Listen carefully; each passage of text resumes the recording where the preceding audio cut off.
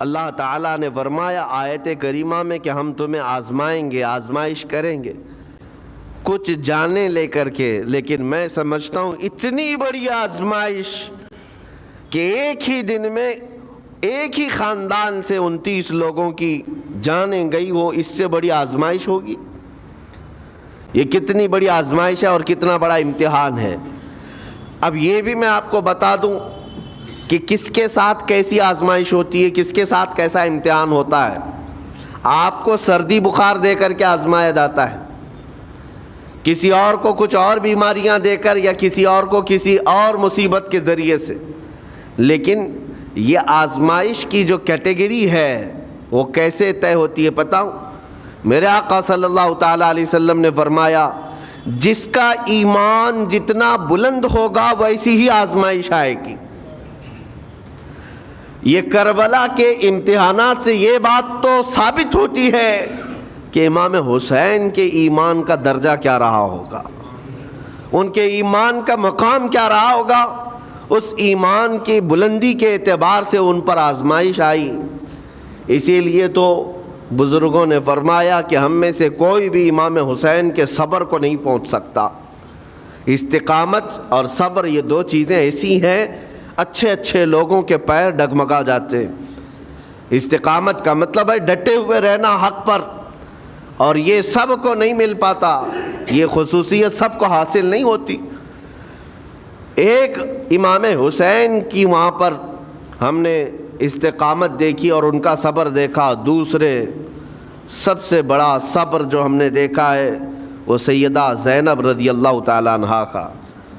وہ خاتون امام حسین کی سگی بہن ہے، سیدہ فاطمۃ الزہرا کی بیٹی ہیں، حیدر کرار کی نور نظر میرے آقا صلی اللہ علیہ وسلم کی گود میں کھیلی ہوئی ہیں۔ سیدہ زینب سلام اللہ علیہا جب وہ کربلا کے میدان میں موجود تھیں، ان کی عمر مبارک بھی تقریباً 55 سال کے قریب تھی۔ 55 سال کی اگر خاتون میدان میں یہ تمام خونی مناظر دیکھ رہی ہو، ہماری عورتوں کو آپ جانتے ہیں کہ ایک چھوٹی سی مصیبت پر واویلا مچاتی ہیں، اور سیدہ زینب وہ ہیں جن کے خود سگے شہزادے اون اور محمد ان کی آنکھوں کے سامنے مارے گئے تھے اور ٹکڑے کیے گئے تھے۔ سیدہ زینب سلام اللہ علیہا اس پر بھی خاموش رہی۔ لیکن اندازہ کرو جب سارے شہید ہو گئے تھے، امام حسین اپنے خیمے سے نکلنے کو تھے، جب کربلا کے میدان میں خود گھوڑے پر سوار ہونے کو تھے، جانتے ہیں یہ منظر کیسا رہا ہوگا۔ عورتیں تو ماتم کرتی ہیں ایسے حالات میں، لیکن وہ اہل بیت کی عورتیں تھیں۔ سیدہ زینب خود کھڑی ہوئیں اور اپنے خیمے میں امام حسین کو لے گئیں۔ ایک صندوق تھا پرانا، اس کو کھول کر کے اس میں سے ایک جبہ نکالا اور کہا میری ماں نے مجھے یہ وصیت کی تھی کہ جب حسین میدان میں اترنے کی اس کی باری آئے تو اس دن ہو سکتا ہے وہ مجھے یاد کرے۔ زینب اگر تو اس دن باقی رہے، تو اس دن زندہ رہے تو اپنے ہاتھوں سے یہ حسین کو جبہ پہنانا۔ سیدہ زینب سلام اللہ علیہا انہوں نے خود اپنے ہاتھوں سے امام حسین کو یہ لباس پہنایا۔ کیا اس مقام پر کوئی اتنی طاقت رکھتا ہے کہ پورا گھر لٹ گیا ہو اور اپنے سگے بھائی کو جبہ پہنا کر کسی شادی میں نہیں، پھر جنگ کے میدان میں اتار رہے ہو؟ اس خاتون کے استقامت پر لاکھوں سلام۔ سیدہ زینب سلام اللہ علیہا وہ معمولی خاتون نہیں ہے، صبر کا پہاڑ تھیں۔ میں آپ کو بتاؤں، مصیبت کے وقت ایک بار کسی کا قتل ہو جائے تو وہ ایک موت ہے، لیکن یہاں پر کربلا کے میدان میں سیدہ زینب جتنی موتیں دیکھ رہی تھی، ہر موت پر ایک موت کی تکلیف ہے، ہر موت پر ایک موت کی تکلیف، لیکن وہ صابرہ و شاکرہ رہیں۔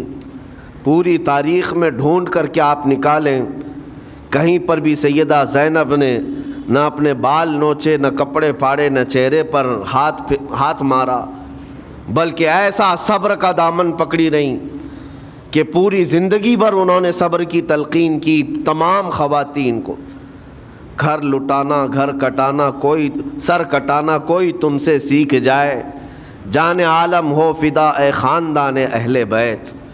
امام زمن فاضل بریلوی رحمۃ اللہ علیہ نے فرمایا ہے، سر کٹانا، گھر لٹانا کوئی تم سے سیکھ جائے، جان عالم ہو فدا اے خاندان اہل بیت۔ عزیزان گرامی وقار، یہاں پر ان حالات کے بعد میں آپ کو ایک بات ضرور کہنا چاہوں گا، مصیبتیں ہمارے گھر بھی آتی ہیں، آفتیں تکلیفیں ہمارے گھر بھی آتی ہیں، لیکن کیا ہم ان مصیبتوں کا سامنا کرتے ہیں، استقبال کرتے ہیں؟ نبی اکرم صلی اللہ تعالیٰ علیہ وسلم نے تو ارشاد فرمایا، مومن کو جب مصیبت آتی ہے تو اس کے لیے وہ نعمت ہے، دو چیزوں میں سے ایک چیز ہوگی اس کے ساتھ، اگر بخار بھی آئے، میرے آقا فرماتے ہیں اگر بخار بھی آیا ہے تو دو باتوں میں سے ایک بات ہوگی اس کے ساتھ، یا تو رب تبارک و تعالیٰ اس کے گناہ معاف کرے گا یا تو اس کے درجے کو بلند کرے گا۔ مصیبت اگر آئے تو ایک بات یاد رکھنا، رب تبارک و تعالیٰ اپنے محبوب بندوں کو، پسندیدہ بندوں کو آزمائش میں ڈالتا ہے، ورنہ جو لوگ یہ سمجھتے ہیں کبھی طبیعت خراب ہی نہیں ہونا چاہیے تو فرعون بن جاتے ہیں ایسے لوگ۔ فرعون کو 90 سال تک نہ کبھی سردی آئی نہ بخار، کبھی کوئی بیماری نہیں، اور جب بندہ کبھی بیمار نہیں ہوتا تو اپنے آپ کو خدا تصور کرنے لگ جاتا ہے، میں تو دنیا کا سب سے مضبوط آدمی ہوں، مجھے کچھ نہیں ہوتا۔ لیکن مصیبتیں دے کر کے رب تبارک و تعالیٰ تمہیں تمہاری حقیقت بھی بتاتا ہے، اور انسان کو انسان کی لمٹ میں رہنا سکھایا جاتا ہے۔ تمہاری حیثیت صرف اتنی ہے کہ اگر نس رک گئی، دل کی دھڑکنیں ایک آن کے لیے اگر رک گئی تو سب ختم ہے۔ اس لیے تمہیں رب تبارک و تعالیٰ کے حضور جانا ہی ہے تو صبر بھی سیکھو اور شکر بھی سیکھو۔ آج مصیبتیں اور آفتیں آتی ہیں تو واویلا کرنے والوں کے لیے میرا میسج ہے، اللہ تبارک و تعالیٰ تمہاری ہر بات کو دیکھ رہا ہے، تمہارے چیخنے سے، چلانے سے، تمہاری شکایت کرنے سے گئے ہوئے آدمی کی جان واپس تو نہیں آنی ہے۔ تمہارا عزیز ترین بھائی مر گیا، تم جس سے سب سے زیادہ پیار کرتے تھے وہ بیٹا انتقال کر گیا، مجھے بتاؤ تم 10 لوگوں میں چیخو گے، چلاؤ گے، رب تعالیٰ کے حضور بری بری باتیں بھی کرو گے تو کیا وہ گئی ہوئی جان واپس آ سکتی ہے؟ میرے عزیزو، یہ وہ حکومت نہیں ہے کہ تمہارا احتجاج کرنے پر قانون واپس لے لیا جائے۔